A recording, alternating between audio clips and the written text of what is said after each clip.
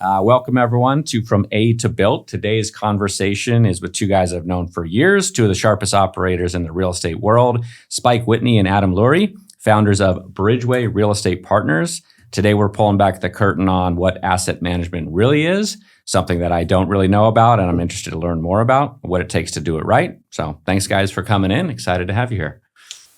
Okay. Well, first off, it's great to be here. Thank you guys for having us. It's a fun conversation because it's something that the two of us have done for our entire careers, and it is comical. You're right. We often get, well, what is asset management? I think a lot of people conflate asset management with property management, including folks who you would expect would know. I mean, people, even lenders and sometimes LP capital.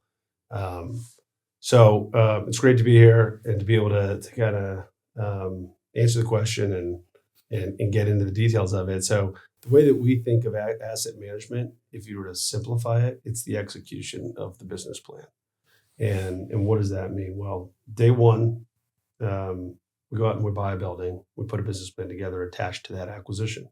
Our goal is to go execute that business plan, but we know that during that whole period, so let's just say it's a 5-year whole period, we know that the day that we buy it, whatever it is on paper, is going to be fully scrapped on day two, right? Because that's just the realities of real estate and all the changes. We have so many variables and assumptions when we go buy these buildings. So, but our goal is to execute the business plan as best we can and to really map it back to whatever the investor returns are that we said we would achieve on day one. One of the simple ways I think we've also thought about it is just take a cash flow statement. You go from the top to the bottom. So you go from the top, revenues, the middle, operating expenses, CapEx, and get into the debt. Our goal is to manage all of that and to pull all of the different pieces together. So if people think of property management as running the building, which is often easier because you're more often seeing the property manager in person. If they're running the building, our job as the captain of the ship is to steer the ship in the right direction.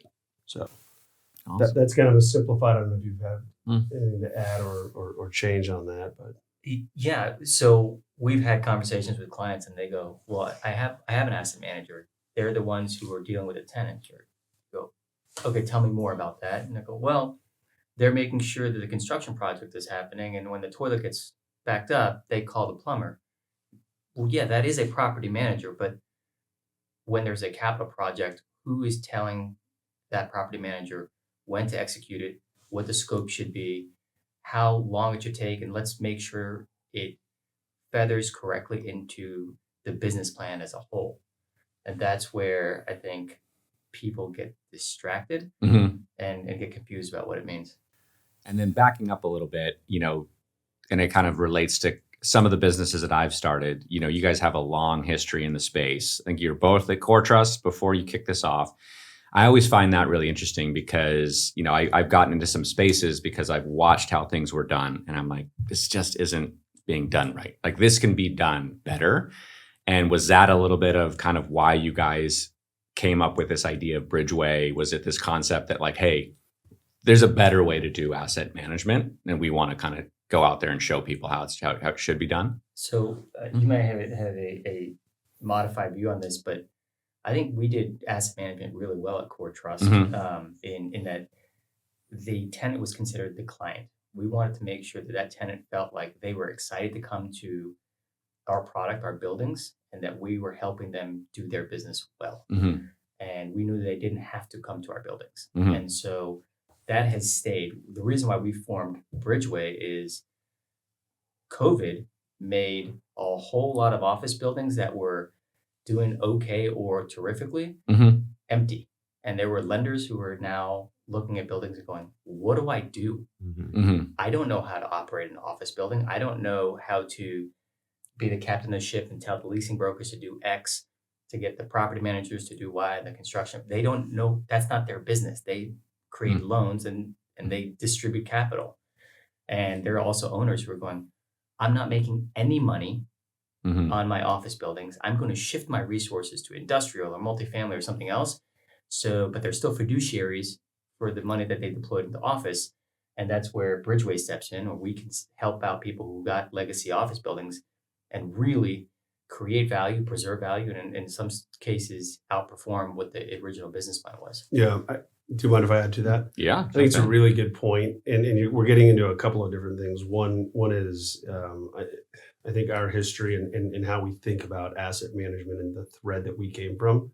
The other one is why we started Bridgeway, and probably one of the frustrations I would say that we experience in the industry, which is, as Adam said, a lot of folks who were in office previously tipped their hat to the industrial world or the multifamily world when things kind of went south, and we looked at the world differently and said, wait, we have this excellent expertise in office. It's what we've done. It's our DNA. It's our bread and butter.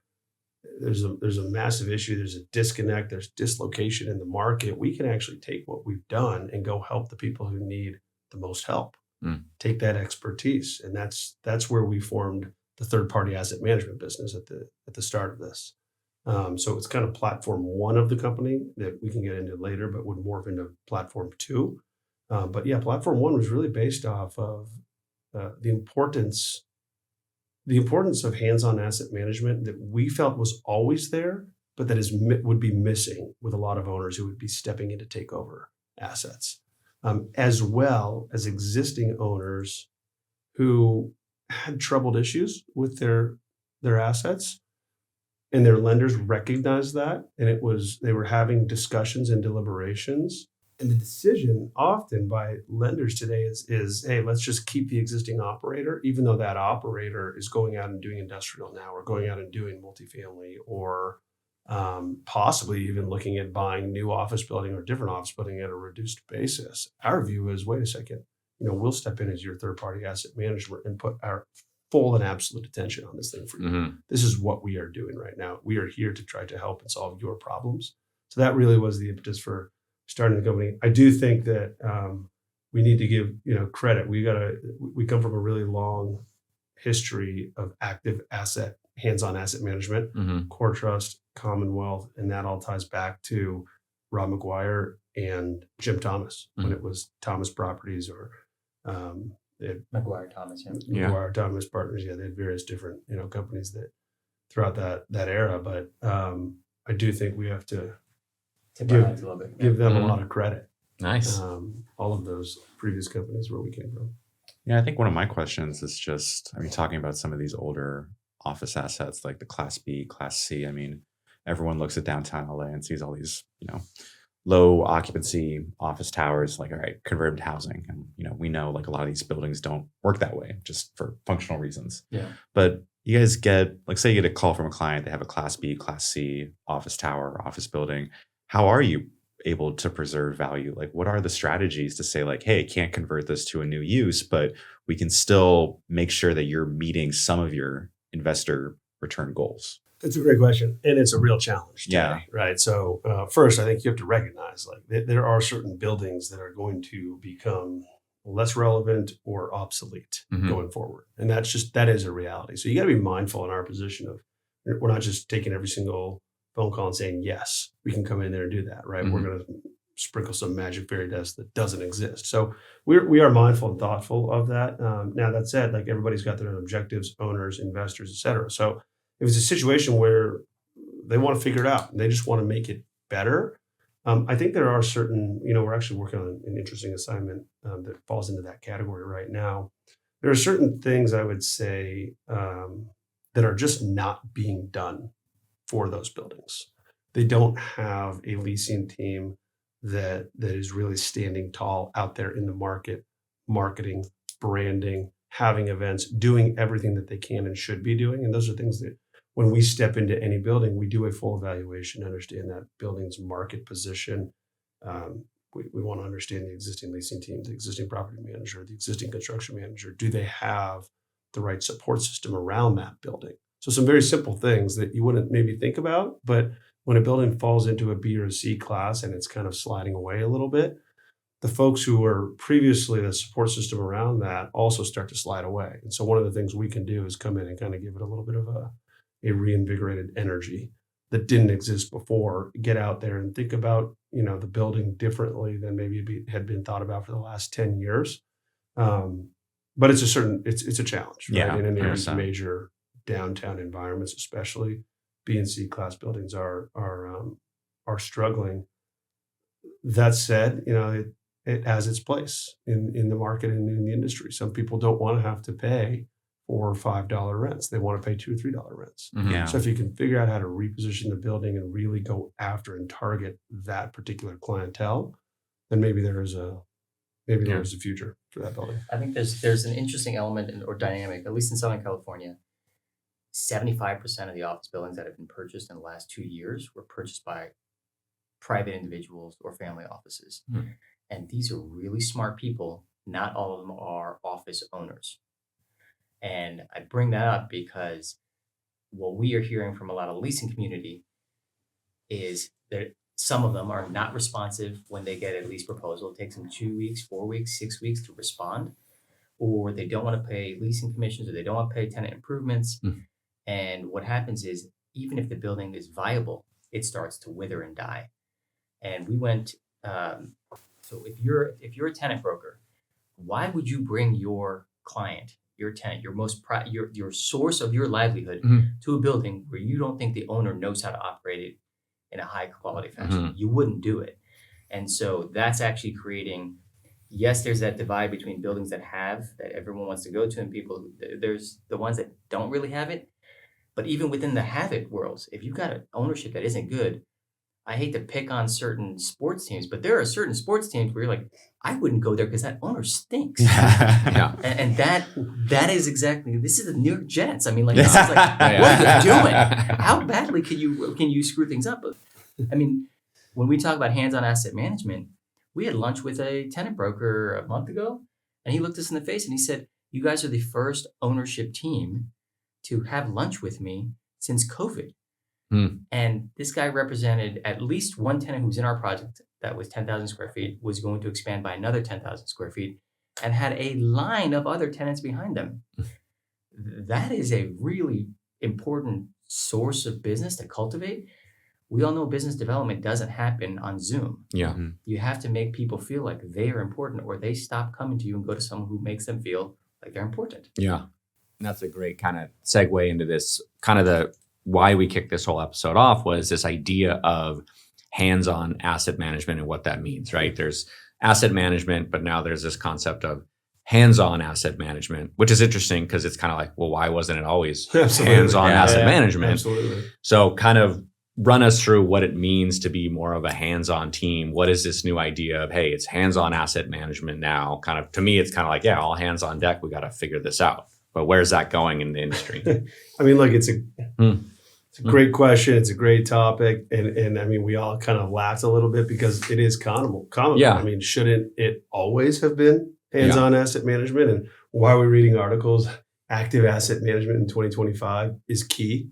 Like, why was it not key in 2021 or 20 or 19 or 18 or 15 or 2000, right? The way that we've viewed the world is that it always has. So, yeah, I mean, what is hands-on asset management? I think to answer that effectively, you kind of have to think about what's not hands-on asset management, which is probably the norm, quite frankly, in the industry.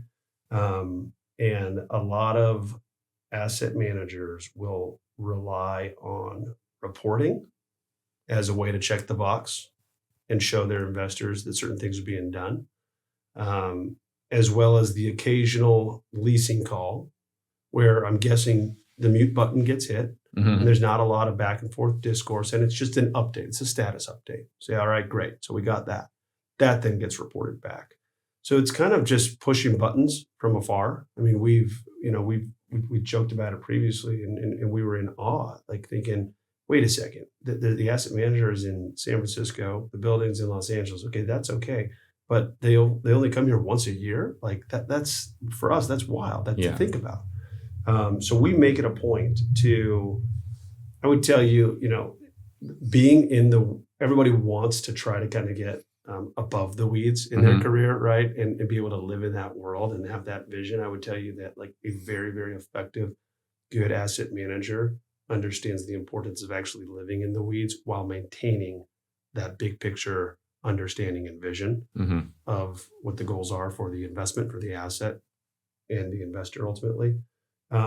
So we like to live in the weeds. So we're shoulder to shoulder with property management. We're shoulder to shoulder with leasing. We're on leasing tours. I mean, we are sitting down with property management Sure, we've got our calls once a week or once every 2 weeks with leasing, with property management, with construction, all the different folks that we mentioned before, who are quote unquote working on the ship.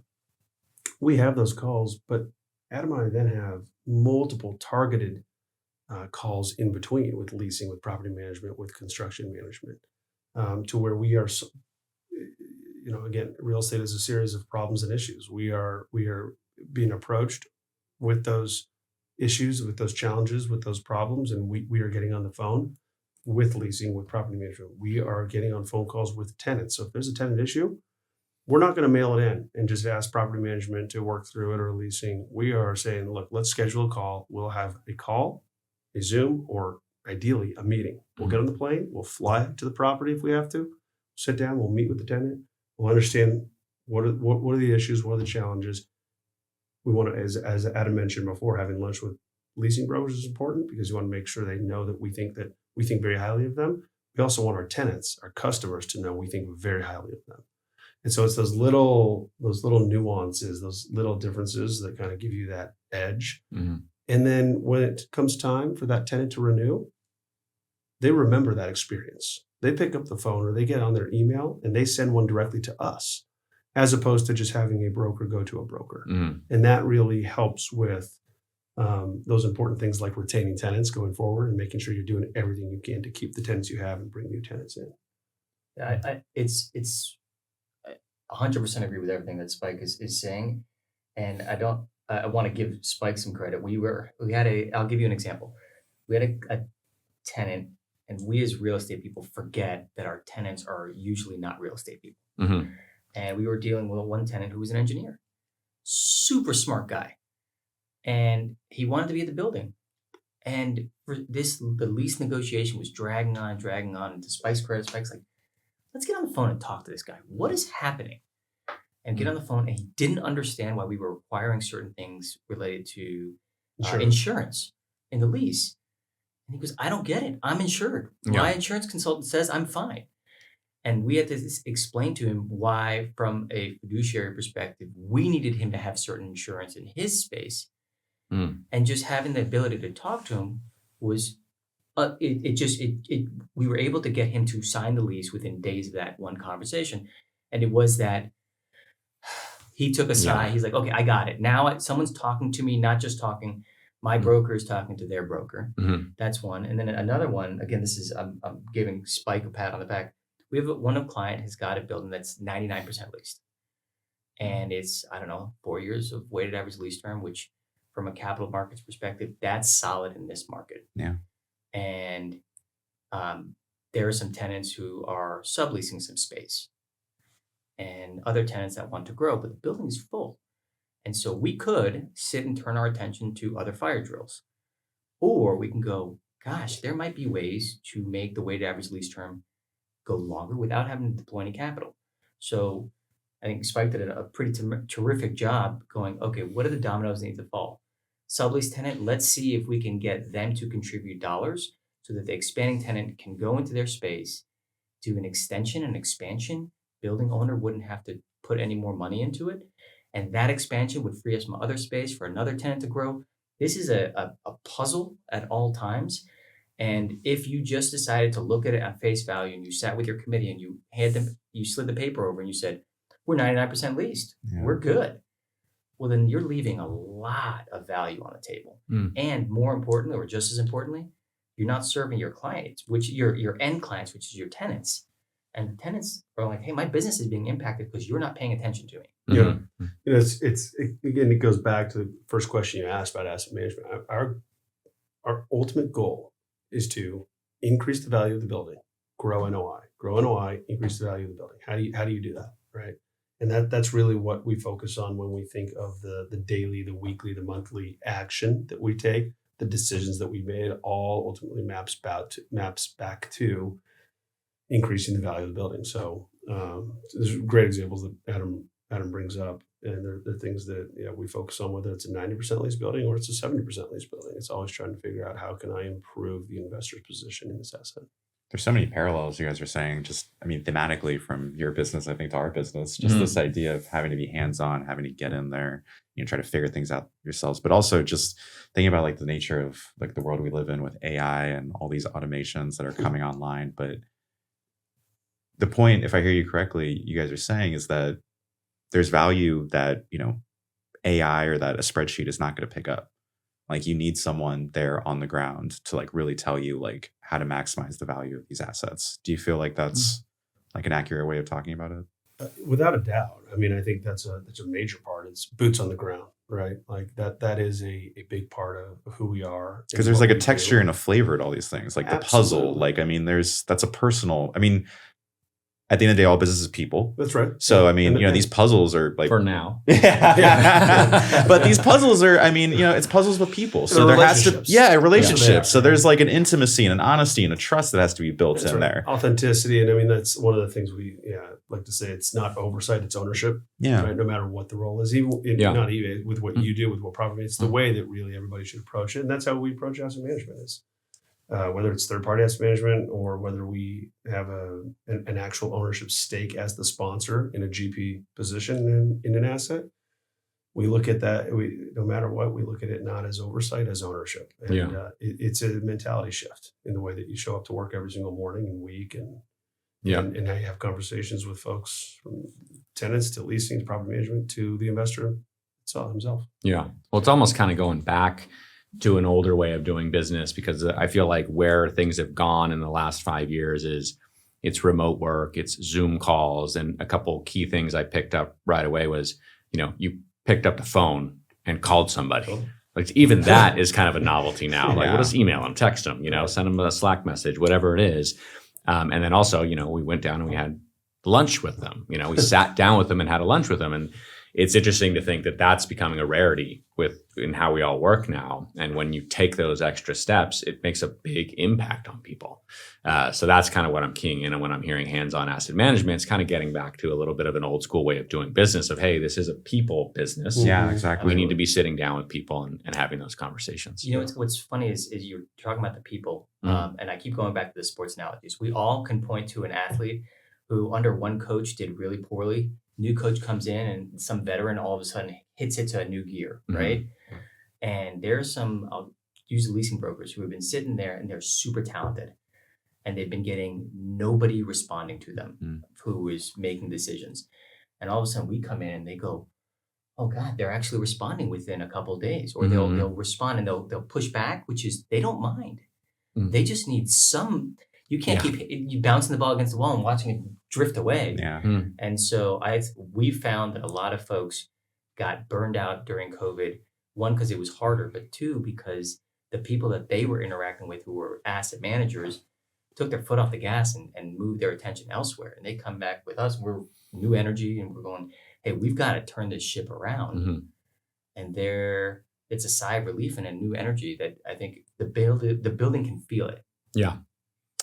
It sounds like, I mean, I know you guys call it hands-on asset management, but it feels almost like, maybe this isn't the right adjective, but aggressive asset management. I mean, and if you think about it, I have so many more questions about this, but like these class B and C office buildings, if someone's buying these things or is hoping for the value to go up, you really do need a team like you guys to come in and like reinvigorate and like maximize the value here. Otherwise, it'll just fall into this passive drift mode or drift mentality, which I think is like why a lot of our downtown cores are struggling, is people are like, well, this market, challenging. I can go to Phoenix or Memphis, like that might be like more promising. Yeah. I mean, complacency is a real thing in our industry. Yeah. Right? We all know it because you're also always having to go out and try to win new business. And so a lot of folks kind of take their eye off the ball and they turn to trying to go get new business and not do what is really the most important thing. I mean, we always talk about the analogy, don't drop the football, right? Like even if you're right on the 1 yard line, you're trying to get over, just make sure you're not looking up and missing something. Like hold on to that football because nothing matters more. It's all about your reputation. And if you drop that football, you drop your reputation, then you're not going to keep getting new business. So we really do put a lot of emphasis on what we do on a daily, weekly basis. And the complacency is real in the industry, probably more so than ever today in office because so much of the equity is wiped. And so you have had a lot of these situations to where the existing owners are trying to figure out how to either save their business or grow their business or do other stuff. And again, it's where we come in, where Bridgeway comes in. It's where we've slotted ourselves at the early start of the company, is saying, hey, look, we're the guys who really, really want to be focused on trying to figure out how to get out of this situation, whether that's a year, 2 years, 3 years, 4 years, but again, increase the value and try to recover as much as you can. So in that space, I'm thinking now about who needs this service the most. Like if we're thinking about different industries, different sectors, and when you guys got into the space, like, is there a focus where you're like, yeah, it is Class B and C office, it's industrial, it's this? Are you guys seeing a specific sector where like this sector needs us and our services the most out of anyone else right now, in terms of who you're targeting, working with, and seeing where you can bring the most value? I think office is a very easy, like low hanging fruit. Because one, because we've been in the business, we don't know how to asset manage a hotel. Yeah, that is its own business. I think you can mess up asset management for multifamily, but ultimately, if you reduce rents enough, people will come. There are some office buildings you can make more or less free for someone to be there, and they don't want to go. Yeah. And so, as to who needs it, I think everybody needs an active asset manager. Where we're seeing a lot of private individuals who don't understand the nuances of the business, they certainly need our help. And a lot of the lenders, they're struggling because there are a lot of reasons why the lenders cannot bring in a third-party asset manager. Maybe they've represented that they have that capability internally, or maybe they actually, for capital markets reasons, can't take the asset back, or their view is they've got really good borrowers who didn't do anything wrong, but they happen to buy it at $500 a foot. It's not worth $150 a foot. And they go, these guys are good enough. The problem is no borrower is going to say, well, I'm out of the money, so I'm not going to do any work on it. What the borrower might do is go, I'll just put my associate on the project and they're going to handle it. Yeah. But there's a difference between what an associate with 5 or 7 years of experience can do in building rapport and handling all the nuances of running a complicated office building versus what someone who's been in the business 15 or 20 years have. Yeah. Or I'll delegate more to leasing and property management and construction management and do what I need to do over here while that's happening. And that's you're kind of doing the lowest level of work at that point, and that's not what these buildings need. They need the highest level of work. I mean, I want to talk more about that question about the lenders, because it just feels like, I mean, people have just been plugging their fingers in the dam the last few years. And I mean, you mentioned, lenders not wanting to take certain buildings back. And I think we've all seen in the market this kind of, I guess you'd call it grace period understanding with certain assets. And I'm just interested in your take. I mean, do you feel like that's going to last like for the next couple years if some of these assets don't get stabilized, or are some of these lenders going to have to unfortunately take them back? I think what you're referring to is the pretend and extend. Yeah, exactly. Which has definitely been occurring. And again, as Adam mentioned, that there are different reasons as to why it makes sense or not for certain lenders to take back an asset or not. And obviously you got to be respectful and mindful of that, right? Everybody's got certain objectives. And I mean, look, my view is that this continues generally for quite some time. And one of the ways we've thought about it is just the office sector alone. If you've got an average lease term in a market of, let's just say 7 years, well, that means that on average, most of the deals they would have signed in 2025, they would have signed in 2018. That would have been before the onset of the pandemic. Yeah. The onset of the pandemic, of course, brought right sizing or downsizing or vacates, closing offices, full remote with some situations. And so what that tells you is that you've still got a couple of years more to work through before those tenants who signed in 2018 have made their decision or gotten to the point where they can make a decision to downsize and shed space. So there might be a tenant who's 20,000 square feet. They signed in 2018. They're in a building, they're paying their rent, but they're only using 7,000 square feet of their space. So by the time they get to 2027, they're going to shed that space. And so that's just something I would say to be mindful of and thoughtful about when we look at office buildings. It's always important to be underwriting the market. We're also out looking to acquire certain buildings, targeted acquisitions. One of the metrics or the things we look at is how much of that building, how much of that rent roll has signed, either new or renewal, since 2020. Because if it's 100%, and you've had some downsizes, you had a tenant who already went from 20,000 feet to 12,000 feet. We like that, right? We like the fact that they're now 12,000 because it reduces the potential future downsizing exposure of that building and that rent roll. So you're buying a more stable asset at that point. Yeah. Without the risk or the concern that, oh my gosh, I've got half my building that's signed before the pandemic. Like, they might all vacate or they might downsize by 50%. Yeah. Like, now I got to make a really, really tough assumption up front. That's a really helpful insight. Yeah. Anyways, it's going back to your question. I think there's still more time left in this, so I'm sure there'll be some more pretend and extend. I think you're seeing more lender facilitated sales take place as well. And in some situations, I think lenders will get to the point where they've said, look, we've been funding this thing for too long. We basically are the owner without being the owner. It's time to take it back. And so we always knew there's a shelf life to third-party asset management as it relates to this particular event, the pandemic, right, of 2020. We always knew there was a shelf life to it. The question, I think nobody knew it would go on for this long. Yeah. And it probably will continue for some time. So. Yeah.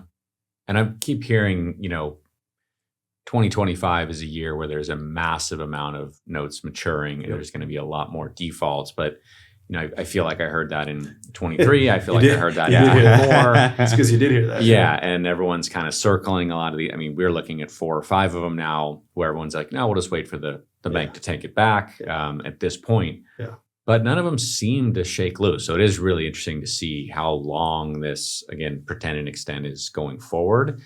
Yeah. But I don't know if there's going to be some waterfall where, again, to your point of you're plugging the dam. Yeah. One One lender's going to move, then another lender's going to move. And it's like, all right, we gotta just go with the market here and start taking these asset backs and then making new deals with all the capital that's sitting on the sidelines. Is that kind of how you guys are seeing things? We've had a lot of discussions around this, but is there any 2025, 2026 is the year, or is it really no one really knows? As there are more trades, if you held something on your books, whether you're a lender or you're an owner, and you said my value is $100 a foot or whatever the number was, and then there are 5 trades in the market that are $50 a foot, it's hard to look at your investors or your shareholders and say, oh no, it's still $100 a foot. Yeah. And what ends up happening is the investment committee or the decision maker goes, if it's not $100 a foot anymore, just sell it. Let's take our lumps and redeploy capital and actually generate some return. Yep. And so we actually do think that there will be more velocity, more volume in the transaction market, but I don't anticipate it being a flood. No. Yeah. I think it's going to be market by market. There are certain markets that you've seen 6 and 7 trades. And then there are other markets that you'll see 1 trade. Yeah. And you're going when is this actually going to happen? Yeah. And some of it is how they financed it. Yeah. I think it's become clear it's a slow burn. Yeah. Right. A very slow burn. But we do think that fundamentals overall are getting better. RTO, return to office, is certainly improving. So look, the question is always, are we at the bottom? Right. Yeah. And it's probably, in a lot of markets, and we're probably going to drag pretty close to the bottom for a little while here before things start to improve. And you got to have the fundamentals on the ground improve. And first and foremost, I think in our view is probably just RTO. Yeah. Seeing bodies in the buildings. As we say, the best amenity of any building, it's the people in that building. It's not the restaurant. It's not the gym. Yep. It's the people in that building. So once you get that energy back, then we think that you'll start to see an improvement overall. So it's a slow burn. Yeah. So. That transitions to a question I'm just thinking of it as you're talking.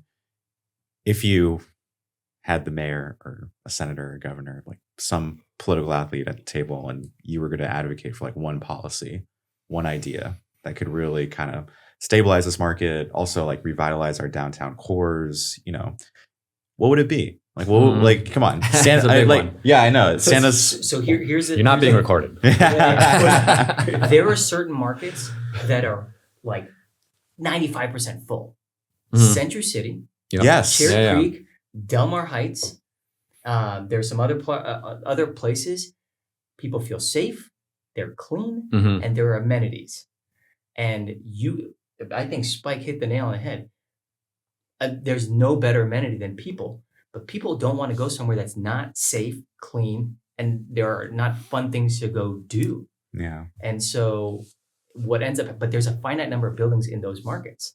And so what's happening is if you're in a neighboring market, if you are a political activist or actor, you better be doing everything you can to make your streets where people want to come, be, and do business. Otherwise, some other mayor's going to do it. Mhm. And if you wait too long, a la the entertainment credits that we're all of a sudden trying to give in California, like, I'm sorry, people are just going to have left. Yeah. Yeah. I mean, yeah, I'm okay with another mayor doing it. We just want it to happen soon. Yep. Yeah. Like it's And It's a challenge. activating the streets and the retail. We had a lot of discussions around that early on, especially in the downtown core in LA of, what happened down there. And one of the big pieces was, the retail being deactivated by COVID was one of the biggest pieces of Totally. what happened to those streets of people feeling unsafe because it was the retail owners Yep. on the ground out in front of their stores that Yep. were really the ones making sure that the streets were safe and Yeah. clean and things like that. So when you lost all of that,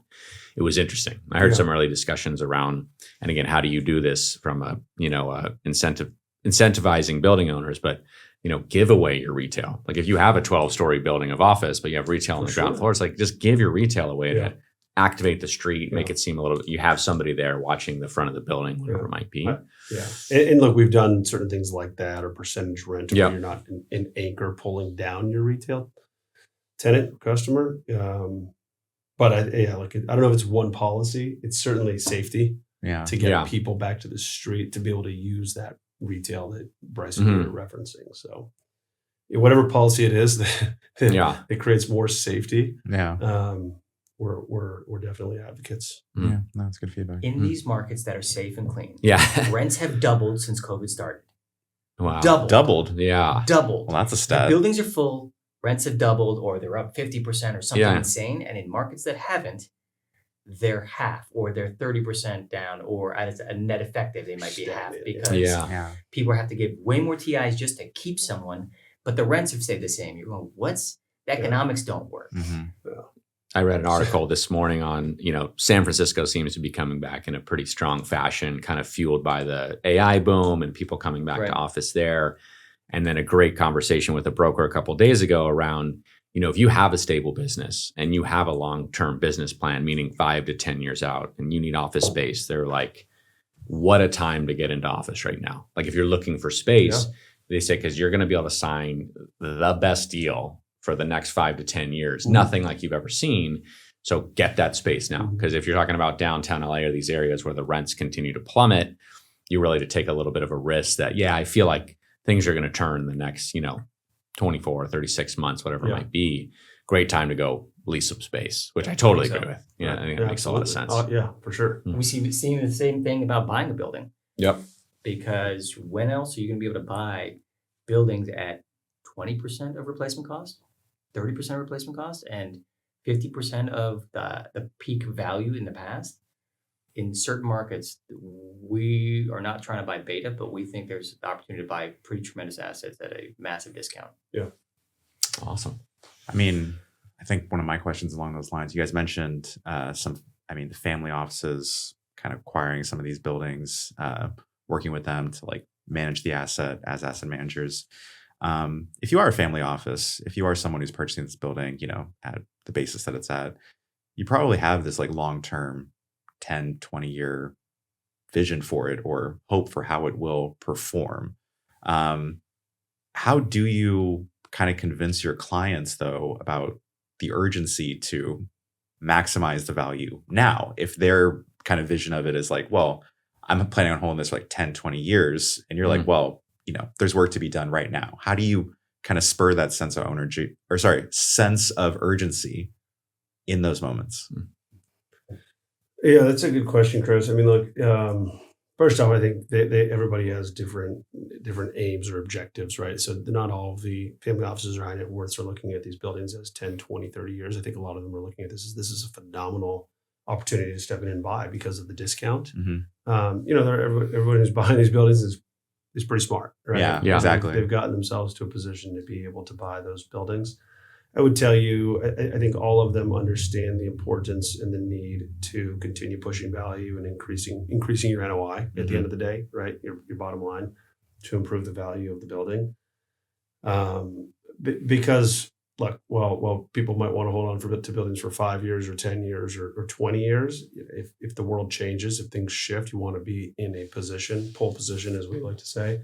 You want to be in pole position, so you want to be ready to be able to sell. Yeah. You want to improve your value of your building always and make sure that you're getting kind of the highest and the best. That said, you're right. There are certain owners who are stepping in and they're buying these, and there's a kind of you're scratching your head wondering, like, are they just looking at this as like land basically and just holding on to this thing? And are they okay letting the tenants bleed out of the building?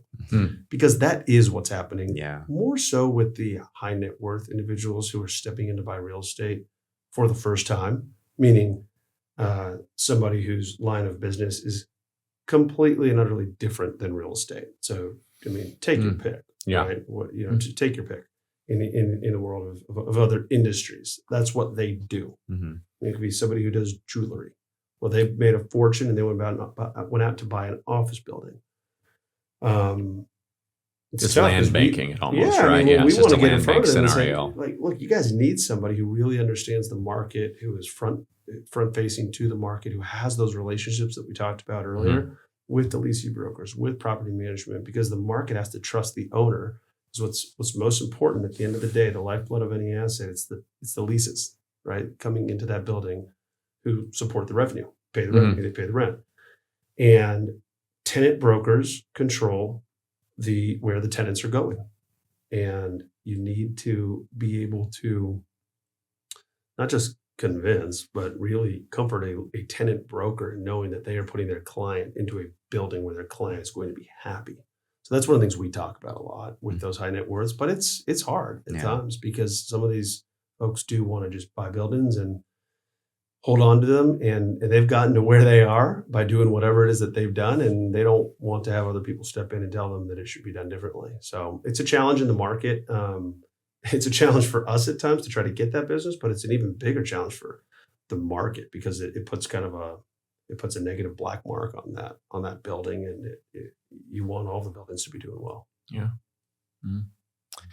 Well, guys, because you're hands-on asset managers, I know you got meetings and places to be and people to have lunch with. So thank you so much for coming today. It was a really interesting conversation about learning more about your business and what you do, and super excited to have you on the show.